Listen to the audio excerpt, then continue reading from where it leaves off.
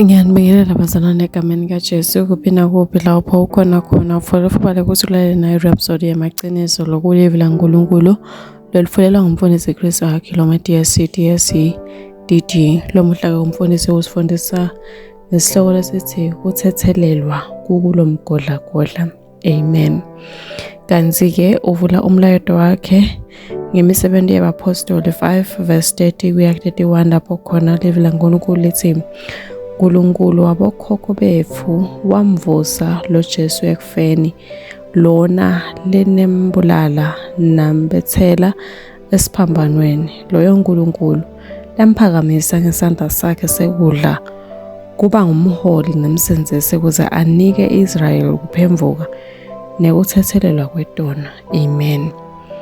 Lokhu lesanza kufunza kuletha emcomveni emagama enkosi Jesu nayivela kuSawula waseThasusi, wamtshela ukuthi umphuma kubetive kuvula imehlo abo ukuze baphole ukuthethelelwa kwetono nelifa emkhathini walabahlandwe ngekukhohlwa kimi. Imisebenzi yabapostoli 26 verse 13 kuya 18. Amen. Ndaka lokugcizelela ekugcineni kwalombhalo ngekuphola kuthethelelwa kwetono, hayi kucela kuthethelelwa. Kumele ukuthathe kuthethelelwa kwetono, phindze ufunze lo mucu wekugcina, bese uyabona kuhlangana emkhathini wekwemukela kuthethelelwa kwetono nelifa levu. Kokubili kungephasi kwegama lesiGriki lambano. Amen.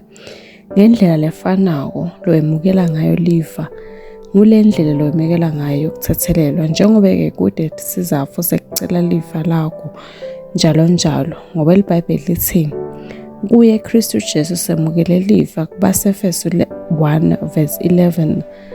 Akukathengeki-ke kulibala kucela kuthethelelwa uNkulunkulu. Amen. Lokhu ngoba evangelini laJesu Kristu kuthethelelwa kulo mgogodla, uyakwemukela ukwende kube kwakho.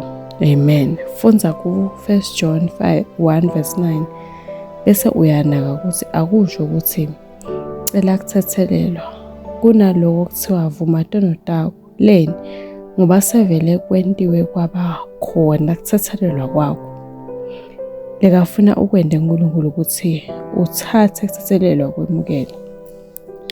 Kumcoka ukuthi sifonzise bamfu livi laNkulunkulu liconzile nangabe Sathane akwenda ukuthi uhlale ucela kuthethelelwa njalo futhi-ke ude nesiciniseko sokuthi ngabe vele uthethelelwe noma cha. Utakwenda ungakhona ukwenda lufa empilweni yakho eBuKristu futhi ungakhona ukwenda letimvo uNkulunkulu lakubhidele ukuthi utende.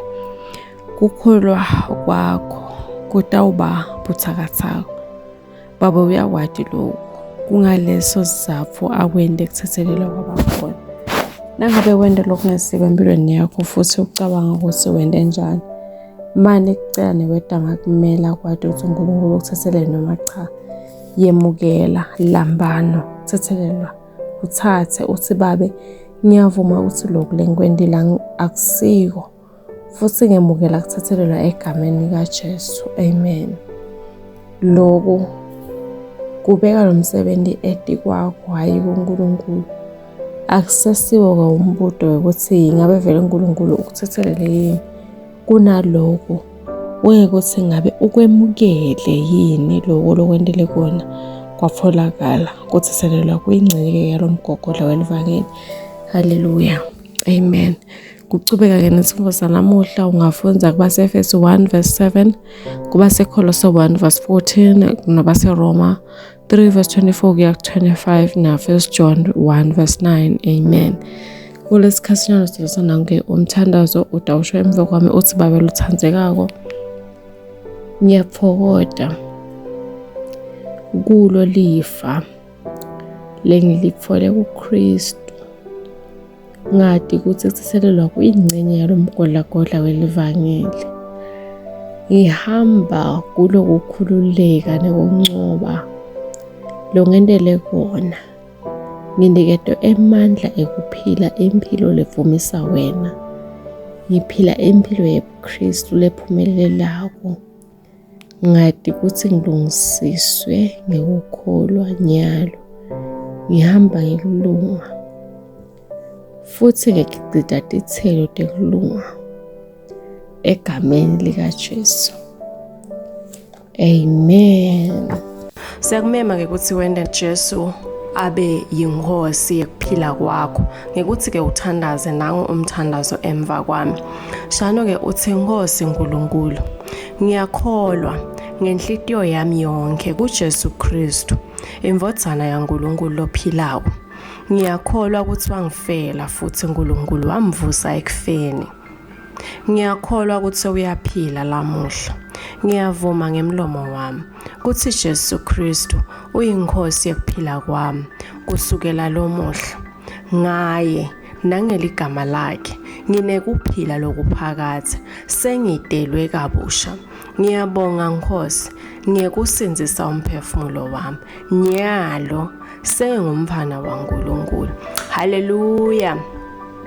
Siyakuhalalisela nyalo sewungumfana waNkulunkulu. Kanti-ke kufunza kabanti ngempilo yakho lensha kuKristu. Sikhona njengelibandla laseChrist Embassy eSwatini. Ungasishayela ku-7607 2865 noma-ke 76124 136 noma-ke usibhalele eposini lefu lembane lelithi ce@swatini@gmail.com. Siyabonga. Kanti-ke ngifuna ukuthi ukhumbule ukuthi kulalela kwakho kwale Rhapsody yamaqiniso lomuhla akukabi nje yimvo ukuthi uyiphule ngeliphuba, kepha kube yimvula ehlelwe uNkulunkulu kujinja impilo yakho lamuhla. Amen.